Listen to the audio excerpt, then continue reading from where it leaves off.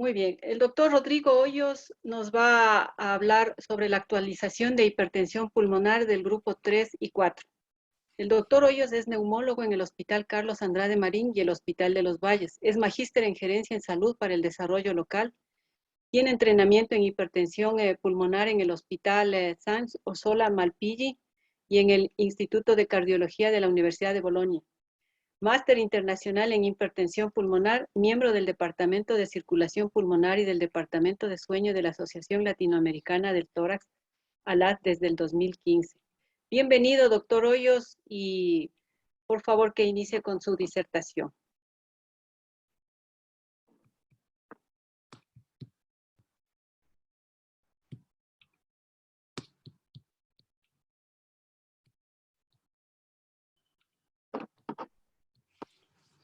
¿Aló? ¿Ya me dejaron compartir? Sí, puedes compartir. Bien.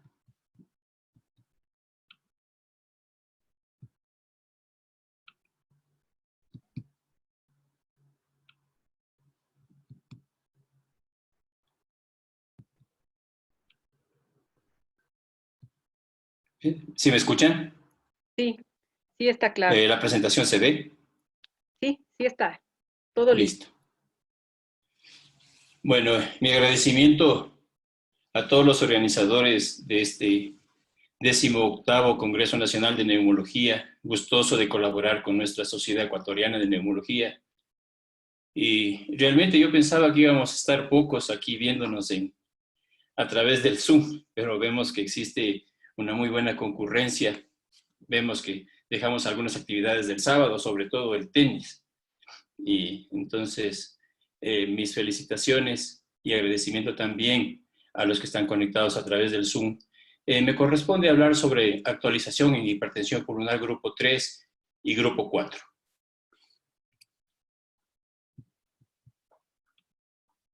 Esta es mi declaración de conflicto de intereses. Para poder entender el presente, obligatoriamente tenemos que hablar del pasado. La hipertensión pulmonar realmente anteriormente se la conocía como cor pulmonar crónico.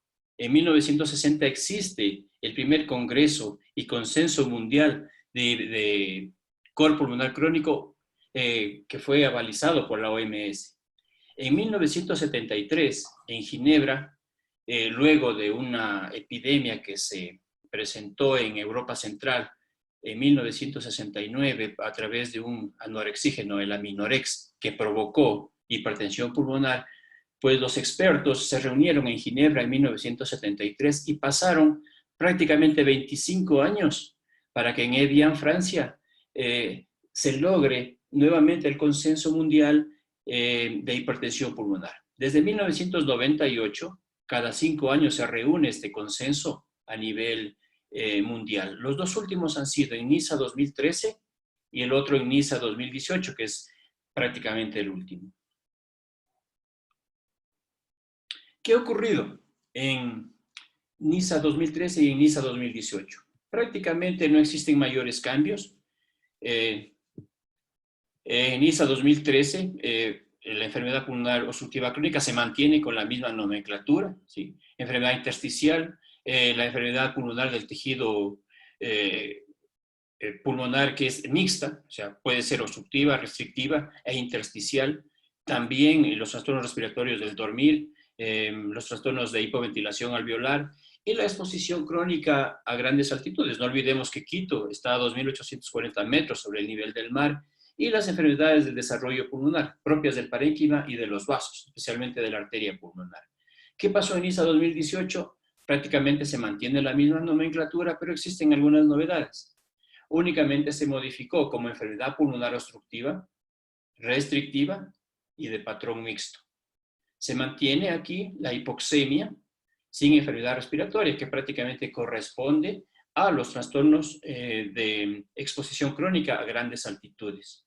Las anomalías del desarrollo pulmonar se mantienen, y quizá lo que más llama la atención es la linfangioleiomyomatosis, que pasó del grupo 5 al grupo 3, porque existe mayor compromiso a nivel pulmonar. En el consenso mundial, en el cuarto consenso mundial que se realizó en Dana Point ya se presentaron algunos trabajos y prácticamente se llegó a promulgar una incidencia. Esta incidencia en el grupo 1 es del 3 a 4%. En el grupo 2 la incidencia va del cerca del 50%, quizá es la más numerosa, es decir, por compromiso de cardíaco izquierdo, prácticamente aquí las valvulopatías, que nos hablará luego el doctor Lescano. En la hipertensión pulmonar del grupo 3, de la que estamos hablando, que tiene una incidencia del 15 al 20%, la hipertensión pulmonar debida a trombos crónicos es del 5 al 10%, y a nivel del grupo 5 igual es su incidencia del 5 a 10%. Como en toda entidad clínica, como en toda patología, para tener éxito, la clave es realizar una muy buena historia clínica, con todos los antecedentes, con signos y síntomas. En nuestro caso de lo que es enfermedad respiratoria, siempre averiguar la procedencia, en qué lugar reside, la altura, la altitud, las vacunas, hoy por hoy si tiene o no tiene COVID, padeció, ameritó terapia intensiva. Cada vez están actualizando estas historias clínicas. Tenemos que inclusive incluir en nuestra historia clínica la escala de Epworth para ver si es que existe o no trastornos respiratorios del dormir. En cuanto a los exámenes de gabinete, de laboratorio que vamos a solicitar, pues es muy importante que ya en un nivel 2, 3, inclusive en un nivel 1, somos capaces de solicitar una radiografía estándar de tórax, una PI lateral sobre todo, ¿no? En donde vamos a encontrar entonces, como ustedes conocen, signos ya de hipertensión pulmonar, crecimiento de la aurícula derecha, un engrosamiento del cono de la pulmonar, hipovascularidad periférica o hiperclaridad también periférico. En la lateral de tórax tenemos que siempre fijarnos, normalmente existe un espacio retroesternal, pero cuando existe crecimiento de cavidades derechas, este espacio se rellena y desaparece. El electrocardiograma, ustedes conocen cuáles son los signos indirectos de hipertensión pulmonar: R altas, S profundas, T invertidas, la P pulmonar. Si tenemos opciones ya en un nivel 2, en un nivel 3, podemos solicitar las espirometrías, sobre todo pues, para investigar el volumen expiratorio forzado en el primer segundo, la capacidad vital forzada y el cociente, FEPSU1 sobre FBC y el cociente del 25-75. Si es que hay cómo solicitar la pletismografía para observar principalmente capacidad vital y la prueba de difusión del monóxido de carbono y la ventilación alveolar, pues es mandatorio solicitar la pletismografía. Y cuando hay oportunidad en este centro de referencia o en el grupo de hipertensión pulmonar solicitar una ergoespirometría, pues también es gol estándar. Es fácil también adaptar en nuestros centros de referencia el test de marcha de los 6 minutos.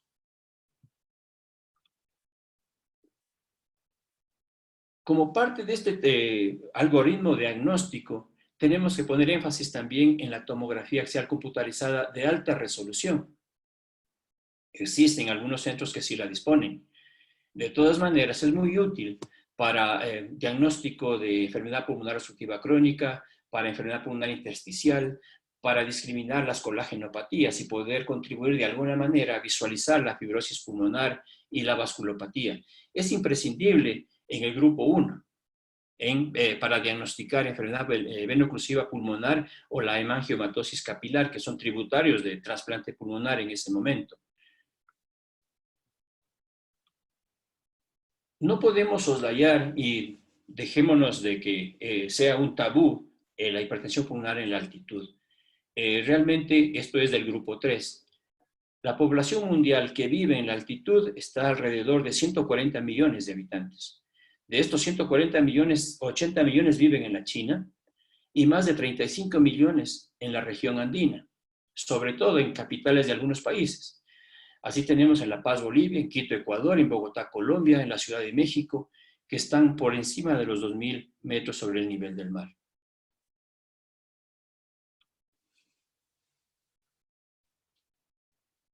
Hay que optimizar y declarar algunas diferencias.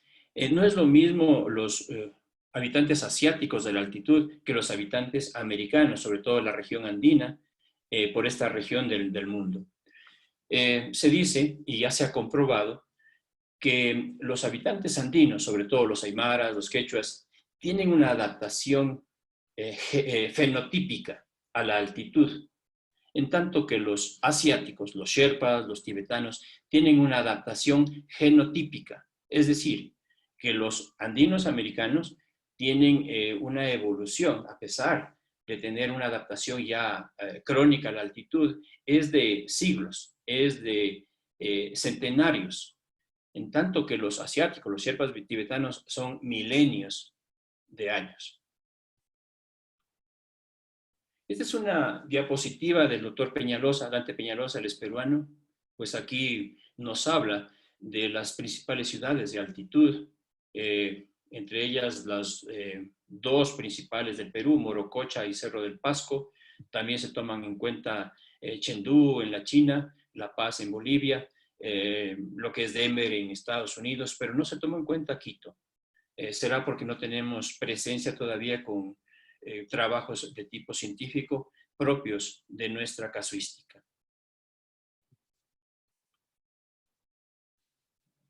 La clasificación de la altitud, existe una clasificación biológica que va desde una baja altitud, moderada altitud, gran altitud y extrema altitud. Prácticamente en la extrema altitud, que va de 5.000 a 8.000 metros, la vida es imposible. Quito se encontraría en una moderada altitud, entre 1.500 a 3.000 metros sobre el nivel del mar. Una otra clasificación existe desde el punto de vista técnico, más práctica, que va desde baja altitud, intermedia altitud, baja altitud, muy alta y extrema altitud. Quito se encontraría en alta altitud, entre 2.500 y 3.500 metros sobre el nivel del mar. ¿Qué dicen los estudios en Quito? Prácticamente no hemos realizado, esto es un mea culpa. Quizá nos estamos basando en el único estudio serio que se realizó en el servicio de hemodinámica en el Hospital Carlos Andrade Marín por el año 1981. Este es un estudio que se publicó en la Revista Médica de la Seguridad Social y luego en la Revista de la Sociedad Ecuatoriana de Cardiología. Este estudio se titulaba Valores respiratorios y hemodinámicos normales en la ciudad de Quito, 2.818 metros de altitud, y que fue hecha por el doctor Eduardo Villasís y sus colaboradores.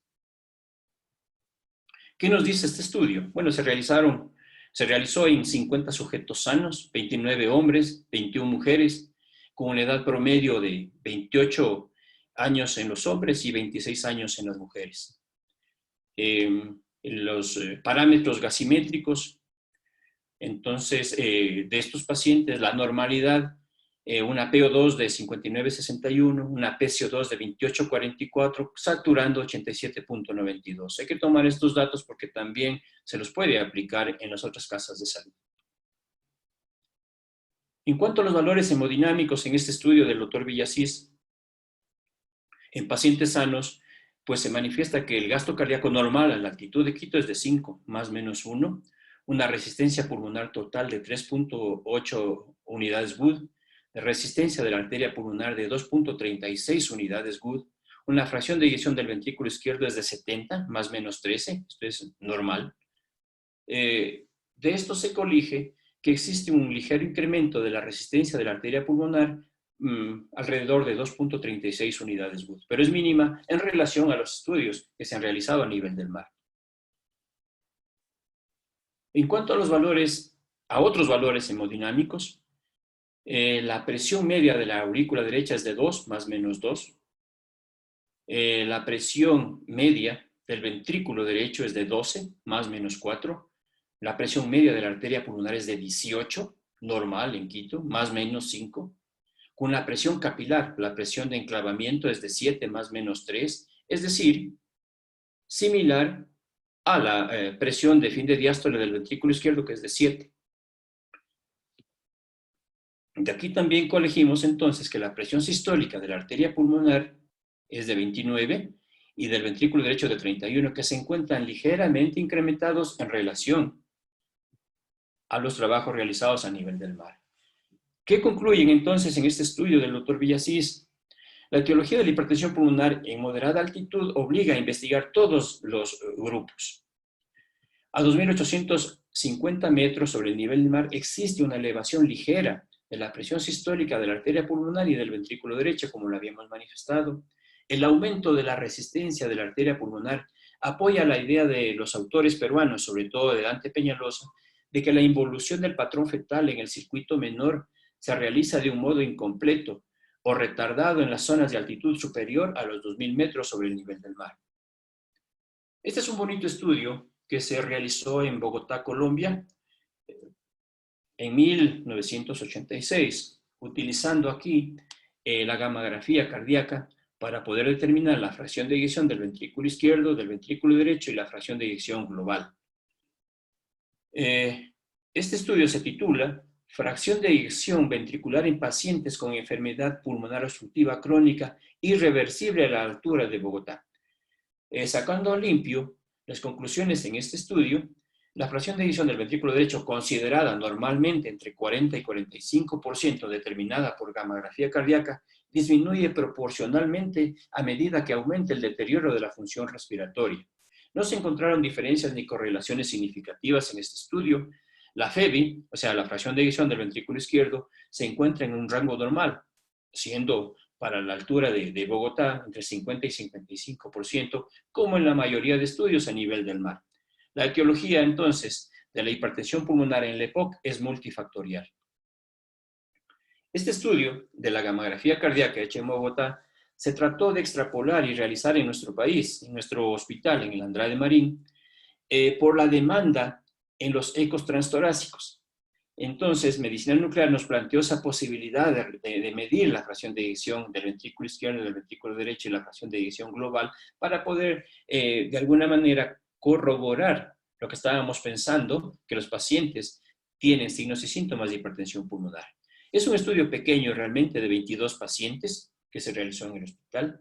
En cuanto a la procedencia, 2 pacientes viven entre 0 y 1.000 metros sobre el nivel del mar, 17 pacientes viven entre 1.000 y 3.000 metros sobre el nivel del mar y 3 pacientes viven más allá de 3.000 metros sobre el nivel del mar. En cuanto a la edad, predominaba en este estudio la edad, el rango de edad entre 60 y 90 años. De estos 22 pacientes, 5 eran mujeres, 17 varones. Y tenía una composición un poco heterogénea, incluidos aquí, a pesar de ser un grupo pequeño, tratamos de tener un grupo control, pacientes incluidos con asma, con EPOC que iba desde el GOL 1 hasta el GOL 3 y pacientes con poliglobulia. La clase funcional que predominaba era la clase funcional 2, con 59%. ¿Qué se observaron entonces en este estudio de gammagrafía cardíaca? La fracción de eyección del ventrículo derecho en pacientes control, es decir, los aparentemente sanos, tenían 51.5, normal, con la fracción de eyección del ventrículo izquierdo de 69.5, pero observen también los parámetros gasimétricos, prácticamente normales, una saturación de oxígeno de 91, una PO2 de 55.5, una PCO2 de 30.6, un hematocrito de 48.6. ¿Qué pasa con el EPOC GOL 3 en este estudio? La fracción de eyección del ventrículo derecho es de 41, en tanto que la FEBI es de 72.5. Es decir, empieza a deprimirse un poco. Los parámetros gasimétricos también empiezan a bajar. Una saturación de 79.6, una PCO2 de 37.35, comienza a retener anhídrido carbónico. No es significativo realmente. La PO2 de 45.65. ¿Qué pasa con los pacientes con asma? Una FEBI de 65% y una fracción de eyección del ventrículo derecho de 43, prácticamente normal. Los parámetros gasométricos dentro de la normalidad también. Los pacientes poliglobúlicos, con una fracción de eyección del ventrículo derecho de 38. Es decir, este grupo era prácticamente los que más deprimido tenían la fracción de eyección del ventrículo derecho. Una FEBI de 60. Y los parámetros gasimétricos también se encuentran alterados. No tanto, pero existe esa variación. Una saturación de 72, una PO2 de 39.8 y obviamente el hematocrito de 59.5. En este mismo estudio, si analizamos la procedencia, mejor dicho, la residencia en este caso, en pacientes que viven entre 0 a 1000 metros sobre el nivel del mar, presentaban una FEBI de 67, una fracción de eyección del ventrículo derecho de 58.5. En los pacientes que viven entre 1000 y 3000 metros sobre el nivel del mar, una fracción de eyección del ventrículo derecho de 45. Y aquellos que viven por encima de los 3000 metros sobre el nivel del mar tienen una fracción de eyección de 44. Como ustedes pueden ver, va disminuyendo, se va deprimiendo la fracción de eyección del ventrículo derecho mientras más altitud tiene la residencia. La fracción de eyección del ventrículo izquierdo prácticamente no se modifica. ¿Qué se concluyó? En este pequeño estudio de 22 casos, entonces, no se encontraron diferencias ni correlaciones significativas. En verdad, la fracción de eyección del ventrículo derecho catalogada normal, entre 40 y 45%, disminuye proporcionalmente a medida que aumenta el deterioro de la función respiratoria, la poliglobulia y la altitud. La fracción de eyección del ventrículo izquierdo en el rango normal, de 50 a 55 para la altura de Quito, como en la mayoría de estudios, no se modifica. La medicina nuclear, científicamente conocida como angiocardiografía radionuclear de equilibrio, el MUGA, es un método sencillo, no invasivo, práctico, de detección temprana que nos sirve también para seguimiento, pero desgraciadamente no se encuentra o no es tomado en cuenta en los consensos a nivel mundial. Nosotros hicimos este estudio prácticamente por la necesidad, ya que existe una exagerada demanda en los pedidos de eco transtorácico. Entonces, en el grupo 3, las patologías que predominan y que van a desarrollar hipertensión pulmonar son la enfisema, la fibrosis pulmonar, bronquiectasias, el síndrome de hipoventilación y obesidad, el síndrome de hipopnea obstructiva del sueño, fibrotoras, las secuelas post-TB, la exposición crónica a la altitud y hoy por hoy los síndromes post-COVID. Aquellos pacientes catalogados dentro del grupo 3 y que van a desarrollar hipertensión pulmonar, de por sí ya el paciente tiene un peor pronóstico. Actualmente no se recomienda utilizar un tratamiento con fármacos específicos para la hipertensión pulmonar grupo 3. Hay que tratar la patología de base. Y a nivel del mar, pues ya se recomienda oxígeno suplementario por debajo de 55 milímetros de mercurio. En la ciudad de Quito recomendamos por debajo de 45 milímetros de mercurio, entre otras comorbilidades. Entonces, yendo en este algoritmo diagnóstico, hay que ir descartando en hipertensión pulmonar desde lo más frecuente hasta lo más infrecuente. Lo más frecuente entonces son el grupo 2 y el grupo 3, solicitando los exámenes de laboratorio y gabinete antes mencionados. Si existen dudas, pues solicitamos una gamografía de ventilación-perfusión para descartar el grupo 4 y pensar en lo más infrecuente cuando ya hemos descartado grupo 2, grupo 3, grupo 4, para llegar a una etiología un poco más concluyente y más concreta. Generalmente, pues, la hipertensión arterial pulmonar propiamente dicha o grupo 1 es un diagnóstico de exclusión. Quizás es el último estudio para realizarse y determinar a través de cateterismo cardíaco derecho. ¿Qué podemos concluir entonces? Que los métodos para detectar en el grupo 3 en forma temprana siguen siendo escasos, poco exactos y poco funcionales. Sin embargo, es de gran ayuda la radiografía PA y lateral de tórax, el electrocardiograma, permiten señalar la existencia ya de hipertensión pulmonar. El ecocardiograma pues, es el estudio más popularizado en el mundo, más generalizado en la actualidad, no invasivo, que valora el estado funcional del corazón, pero en el grupo 3 es técnicamente difícil porque no hay un abordaje a través de una ventana que sea óptima para poder realizar un eco transtorácico. Hay que masificar más el uso de espirometrías y de pletismografía para determinar el grupo 3. El cateterismo cardíaco derecho no es el método ideal para el diagnóstico y seguimiento de hipertensión pulmonar grupo 3. Ustedes conocen, esto es más para grupo 1. Y hay que fomentar, desde luego, la educación adecuada en enfermedades pulmonares y de exposición crónica a la altitud y gran altitud y promover estudios. Ustedes conocen que la mayoría de estudios en la altitud se realizan en extrema altitud, es decir, por arriba de 4.000, 5.000 metros sobre el nivel del mar. De los casos estudios que existen en hipertensión pulmonar en altitud, versus la gran mayoría de estudios en hipertensión pulmonar que son a nivel del mar. Esto entonces nos obliga a tener nuestra propia casuística a 2.840 metros sobre el nivel del mar. También vamos a topar aquí el tema de la hipertensión pulmonar en el grupo 4. Los organizadores nos habían comentado que existen premios para los que logran ingresar a este 18º Congreso Nacional de Neumología, pero no sabemos si es para este congreso o para el próximo. De todas maneras, les agradeceríamos si realizan preguntas y se mantienen hasta el final. En el grupo 4, es decir, por hipertensión pulmonar dada por tromboembolismo pulmonar crónico. ¿Qué cambios han existido desde NISA 2013 a NISA 2018? Prácticamente se mantienen la misma nomenclatura, como 4.1, tromboembolismo pulmonar crónico, 4.2, obstrucciones de las arterias pulmonares, sean estas por sarcoma o angiosarcoma, tumores malignos, carcinoma renal, células T germinales o carcinoma uterino. Y los tumores no malignos, como 4.2.3. Y también el leiomioma uterino, la arteritis sin enfermedad del tejido conectivo, la estenosis congénita pulmonar y los parásitos, especialmente hidatidosis. Aquellos pacientes que han presentado un primer evento de tromboembolismo pulmonar, desgraciadamente, pueden desarrollar hasta un 4% de presentar hipertensión pulmonar crónica, que es un porcentaje no tan despreciativo. Y aquellos pacientes que con tromboembolismo pulmonar crónico ya han desarrollado hipertensión pulmonar tienen un muy mal pronóstico.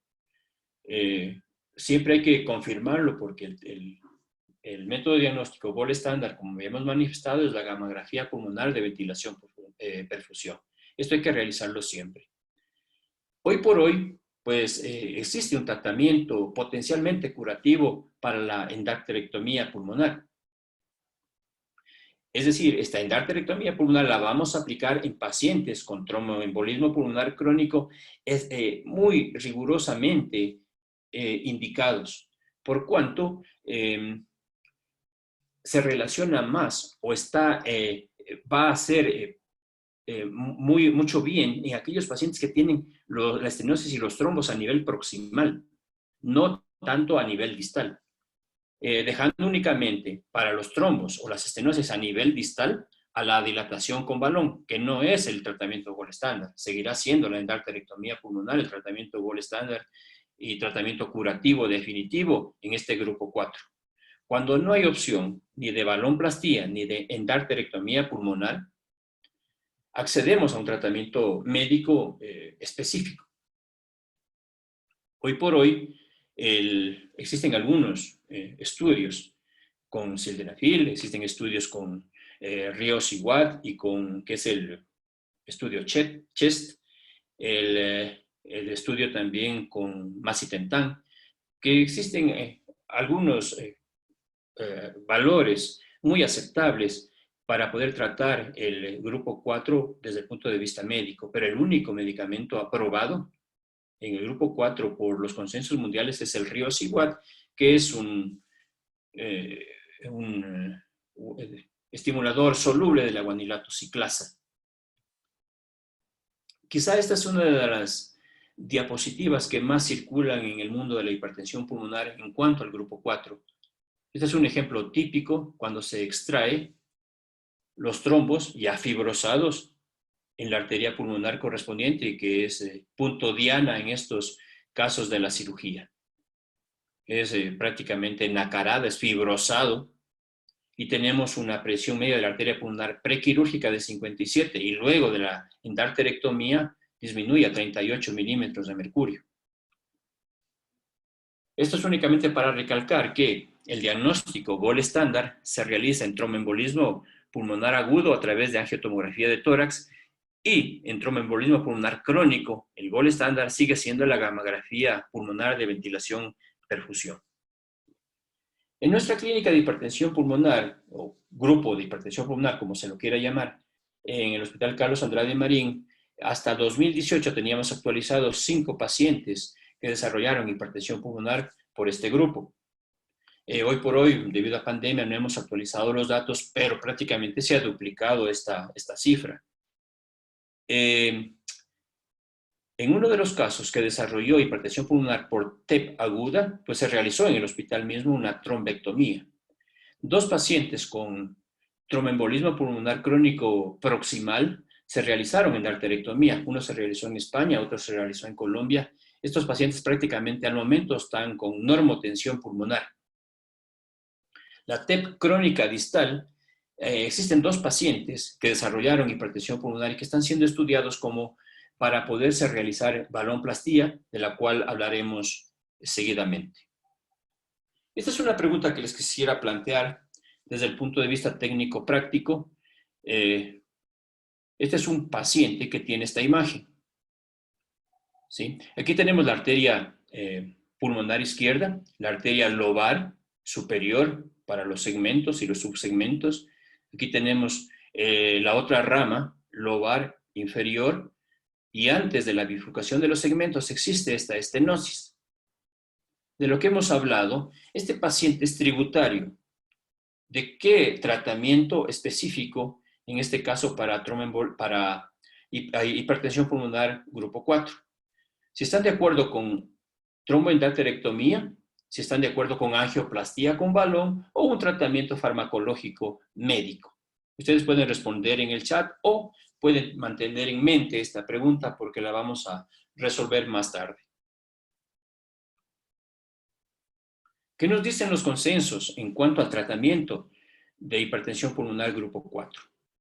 En NISA 2013, con una evidencia 1C, la endarterectomía arterial pulmonar es el tratamiento quirúrgico de elección en parada circulatoria y con hipotermia profunda, en pacientes altamente seleccionados por el grupo de hipertensión pulmonar y que cuente en esta clínica de hipertensión pulmonar con cirujanos cardiovasculares experimentados. Con evidencia 1B, se encuentra el medicamento Riociguat para tratamiento médico en aquellos pacientes que han sido sometidos a trombectomía o tromboendarterectomía pulmonar y que quedaron con una hipertensión pulmonar residual. Evidencia 1B es el único medicamento aceptado en los consensos a nivel mundial. Y también en aquellos casos que no son tributarios de una cirugía o que por cualquier circunstancia no es posible realizar en un centro de experticia esta tromboendarterectomía, se puede dejar Riociguat de forma paliativa también. Respecto a la balonplastía, tiene un nivel de evidencia 2B-C.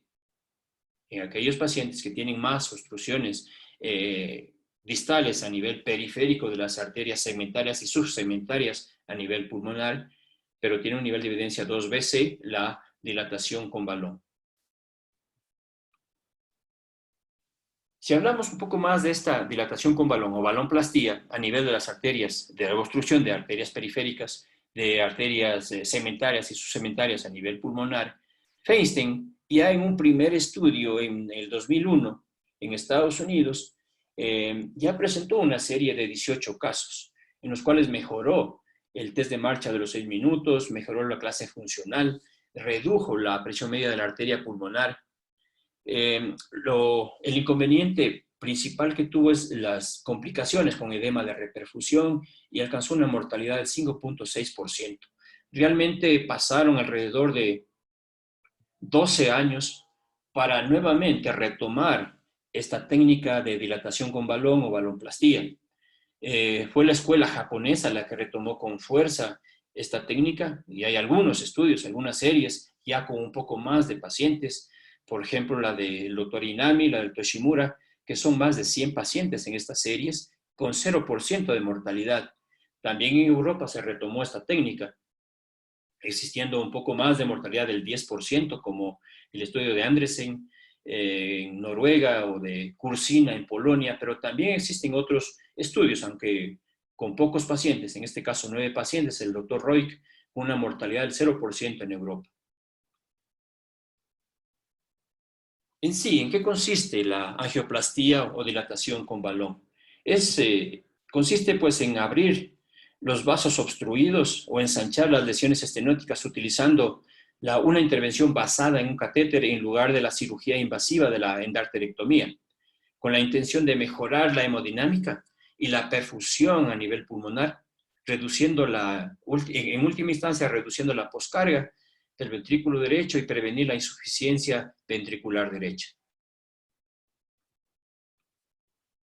Es importante señalar que en el gabinete de hemodinámica o en la sala de hemodinámica, pues primero debe contar con medicamentos, con médicos expertos en cateterismos, en coronariografías y que hayan hecho procedimientos intervencionistas y que están haciendo ya cateterismos cardíacos derechos. Además de eso, hay que contar con la infraestructura suficiente como para que no se compliquen los pacientes. Hoy por hoy, en los países desarrollados, primermundistas, no solo cuentan con la tomografía convencional, sino también con la angiografía tridimensional rotacional que nos permite visualizar desde diferentes ángulos, más allá de las estenosis. Inclusive en los países desarrollados, en la escuela japonesa se puede medir a través de introductores la presión proximal y la presión distal de la estenosis, es decir, del vaso diana donde se va a intervenir, para poder evitar a futuro el edema el edema de reperfusión. En nuestro país, casi todas las salas de hemodinámica están dotadas con la tomografía de coherencia óptica. Al menos en el Hospital Andrade Marín existe este método de diagnóstico y de intervencionismo versus el ultrasonido intravascular, que también está ya generalizándose, el IVUS.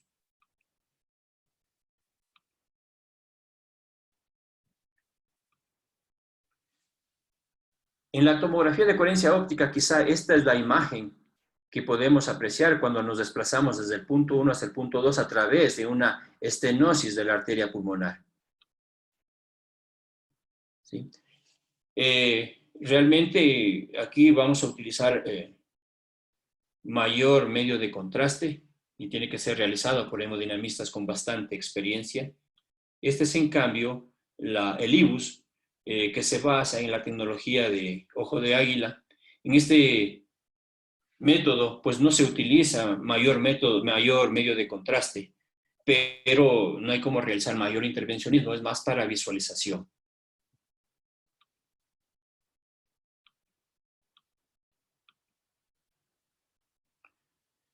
Esta es una imagen típica de una estenosis dentro de la luz del lumen del vaso a nivel pulmonar, a nivel de la arteria o arteriola pulmonar. Se ha clasificado prácticamente en obstrucciones o en estenosis de tipo circular, de tipo reticular, parciales, totales, saculares y también de tipo tortuoso. Resolvamos el caso clínico anterior. Era un paciente de 65 años de edad, con hipertensión pulmonar tromboembólica crónica, con una presión media de arteria pulmonar de 45, un índice cardíaco de 2.4 litros minuto metro cuadrado y una resistencia vascular pulmonar de 7 unidades Wood. Este caso es del doctor Raver, lo presentó y en su grupo de hipertensión pulmonar, incluidos los cirujanos cardiovasculares, pues determinaron como la estenosis se encuentra justo antes de la bifurcación de las segmentarias, es decir, en uno de los lóbulos, en este caso el lóbulo inferior, es tributario de procedimiento quirúrgico, es decir, técnicamente operable y tendría que haberse realizado la tromboendarterectomía. Sin embargo, por algunos motivos no se pudo realizar, por comorbilidades, porque el paciente no aceptó. Se realizó y se le propuso al mismo paciente realizar la dilatación con balón, es decir, la balonplastía. Esto era la imagen antes de la dilatación con balón, donde se ve que es prácticamente una obstrucción total. Luego de la primera sesión o de la primera reunión, de balonplastía, prácticamente se desobstruye la luz de la arteria pulmonar, en este caso la segmentaria inferior derecha. Como ustedes pueden apreciar, este procedimiento sirve para dilatación. Aquí no se extrae ningún tipo de tejido. Y sirve entonces cuando la pared no está comprometida, más es obstrucción de la luz. Y en arterias periféricas y en aquellos pacientes que no han sido o que no son tributarios de tromboendarterectomía. Otro estudio muy importante dentro de la balonplastía a nivel mundial es el de la doctora Maite Velázquez en el Hospital 12 de Octubre de Madrid, España. Prácticamente ella tiene 2 series de casos para balonplastía. Hasta el 2000, desde el 2013 hasta el 2017, reunió a 188 pacientes y luego del 2017 a 200 pacientes. Al final pudo reclutar 46 pacientes tributarios de balonplastía. Si otros 110 pacientes tenían indicación quirúrgica y otros 49 pacientes recibieron un tratamiento médico. De estos 46 pacientes, candidatos para balonplastía, 15 pacientes recibieron menos de 3 sesiones de balonplastía. 28 pacientes recibieron más de 3 sesiones de balonplastía y 3 pacientes tuvieron que suspender el programa por comorbilidades, por complicaciones y porque el procedimiento no dio resultados. En cada una de las sesiones, en cada una de los procedimientos, lo que se busca es realizar, de acuerdo a la doctora Velázquez, en este protocolo que ella tiene en el Hospital 12 de Octubre, se puede intervenir por cada sesión entre 1 a 2 lóbulos, de 1 a 5 segmentos, de 1 a 12 subsegmentos, me refiero a las arteriolas. También tiene un promedio de contraste utilizado que va de 70 a casi hasta 500 centímetros cúbicos de contraste por cada sesión. La duración de los procedimientos va de casi 1 hora a 3 horas. También tiene medición de la exposición a la radiación.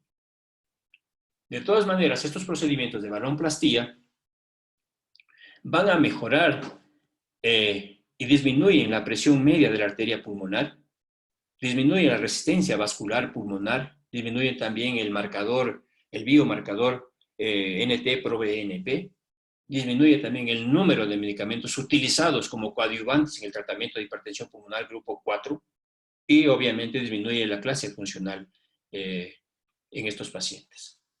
Quizá uno de las complicaciones más graves y que llaman la atención y que son las causas de mortalidad en este tipo de procedimientos es el edema de reperfusión, que se lo ha clasificado de acuerdo al índice Pepsi. No es la bebida, sino más bien el score Pepsi. Va desde el grado 1 hasta el grado 5. Siendo el grado 1 que prácticamente no existe edema de reperfusión, está sano. En el grado 2 existe un leve edema. En el grado 3, moderado, severo en el grado 4 y muy severo en el grado 5. Estos son candidatos de ventilación mecánica o de utilización de ECMO. Como tienen todo protocolizado para la balonplastía, los candidatos los selecciona el grupo de hipertensión pulmonar, pacientes sintomáticos, pacientes con afectación del ventrículo derecho y con capacidad funcional disminuida. Se han realizado todas las pruebas complementarias, incluidas el eco transtorácico, el test de marcha, la ergospirometría, la gamografía de ventilación-perfusión, el cateterismo cardíaco derecho, el marcador NT-proBNP. Previo al procedimiento, el paciente tiene que realizarse el día anterior, antes del ingreso, una radiografía de tórax, y en aquellos pacientes que tienen un índice cardíaco menor a 2 litros y una presión de aurícula derecha media mayor a 20, les instilan dobutamina. La anticoagulación también es bien manejada, se suspenden un día antes los cumarínicos y se maneja con heparina de bajo peso molecular. Ya en el procedimiento mismo se coloca oxígeno, se canaliza preferentemente la vena femoral y se hace la angiografía selectiva de cada rama a tratar, sea segmentaria o subsegmentaria. El procedimiento se detiene cuando la saturación de oxígeno disminuye más allá de un 4%, o cuando el paciente presenta hemoptisis o hemoptoicos. El lóbulo que se prefiere para el procedimiento inicial, para la primera sesión, es el lóbulo inferior, porque tiene mayor carga de circulación. No se puede intervenir más allá de 3 segmentos por sesión. En el postprocedimiento, el paciente debe mantenerse hospitalizado unas 48 horas, con vigilancia estricta, con radiografías, para observar y comparar si existe o no existe edema de pulmón, adicionalmente desaturaciones o síntomas propios de edema agudo de pulmón. Normalmente se lo ingresa a unidad de cuidados coronarios que tenga la suficiente infraestructura, o bien una unidad de terapia intensiva. ¿Qué ocurre con los procedimientos sucesivos? Normalmente las sesiones se realizan cada 7 días, cada semana, entre 3, 4, 5, han sido tributarios hasta de 5 sesiones en cada uno de los pacientes. Y en cada sesión no se puede intervenir, como dijimos, más de 3 segmentos. Se puede intervenir más allá de 3 segmentos cuando la presión media de la arteria pulmonar está por debajo de 35 milímetros de mercurio.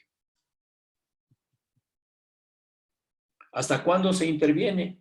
Pues hasta que la presión media de la arteria pulmonar disminuya por debajo de 20 milímetros de mercurio, de acuerdo a la última clasificación NISA 2018, o por debajo de una resistencia vascular pulmonar por debajo de 3 unidades Wood. Hasta mantener y lograr el objetivo hay que hacer una revascularización completa, igual de lo que ocurre en la cirugía de la tromboendarterectomía pulmonar. En esta escuela japonesa, respecto de la balonplastía, ellos van más allá de la evidencia, realmente quizás son los más adelantados en este procedimiento y en esta técnica. Ellos están realizando la angioplastía pulmonar convencional versus la revascularización extensa por balonplastía. Esta es una imagen de angiotomografías tridimensionales. Este es un paciente realmente que tiene ya normotensión pulmonar, está por debajo de 20 milímetros de mercurio la presión media de la arteria pulmonar. Sin embargo, presenta disnea. Y al realizar la revascularización extensa, este paciente, además de estar normotenso, también le disminuye la disnea y miren cómo existe esta perfusión casi hasta la periferia del parénquima pulmonar. Como conclusiones y para llevar a casa, sacando a limpio lo del grupo 4, la dilatación con balón es un tratamiento coadyuvante al tratamiento médico de la hipertensión pulmonar tromboembólica crónica, no quirúrgica, es decir, que no ha sido tributaria de la tromboendarterectomía pulmonar. Mejora la capacidad funcional, la hemodinámica, mejora los biomarcadores y disminuye las necesidades de medicación específica. El perfeccionamiento de la técnica incrementa el perfil de seguridad de la balonplastía con tasas muy bajas de edema de reperfusión y de mortalidad en centros de experticia. El edema de reperfusión sigue siendo una de las causas de mortalidad por esta técnica. Quiero dejar un mensaje final. La motivación no es solo tener ánimo, es tener motivos. Y los motivos más que suficientes son nuestros pacientes en el grupo 4 que necesitan realmente un tratamiento adecuado. Para ello tenemos que los médicos capacitarnos y luchar siempre por una infraestructura adecuada en nuestros hospitales. Por la atención prestada a ustedes, mil gracias y estoy presto para contestar las preguntas que haya. Muchas gracias. Muchas gracias, doctor Hoyos, por su brillante exposición y muy clara y didáctica, diría yo. Déjeme ver si tenemos alguna pregunta. Pues yo sí quería hacerle una pregunta. Yo sé que, a ver, sí tenemos una pregunta. Me pregunta una doctora que quisiera saber en qué fase de la hipertensión pulmonar es adecuado realizar un tratamiento de fisioterapia respiratoria. Bueno, la rehabilitación respiratoria realmente tendríamos que fomentarla inclusive en los pacientes o en los individuos sanos. Rehabilitación respiratoria debemos hacer todos, de acuerdo a nuestra clase funcional. Sí, mientras más temprano empecemos con la rehabilitación respiratoria, mucho más serán los éxitos a futuro.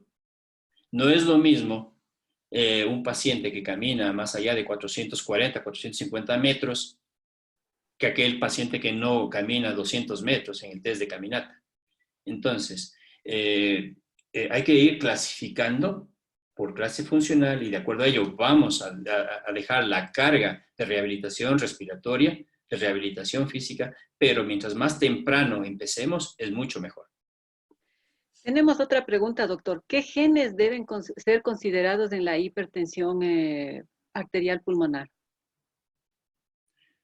Bueno, los más estudiados son los del grupo, en el grupo 1, prácticamente en donde se existe y se realizan los cariotipos. El BMPR2, que es el receptor 2 de la proteína morfogenética del hueso, que es la más estudiada, y hoy por hoy también existe un medicamento que está en fase 3, que es el sotatercept, que está prácticamente para salir, no está aún aprobado, sin embargo tiene muy buenas perspectivas para tratamientos en el grupo 1, especialmente relacionados con alteraciones del tipo genético, BMPR2, ALK1.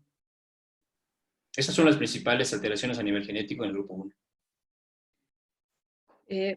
Muchas gracias, doctor. Por el momento no tenemos más preguntas, pero en verdad, como en la anterior pregunta usted decía, una rehabilitación respiratoria deberíamos hacerlo todos y eso hemos aprendido ahora con el COVID, como hoy en la tarde se ha hablado sobre COVID y creo que nos está, es algo, un tema de actualidad y que nos ha ocasionado problemas porque nos ha cogido a todos sin estado físico. Y creo que parte del estado físico también en los pacientes que tienen la hipertensión pulmonar es sumamente importante, ¿no?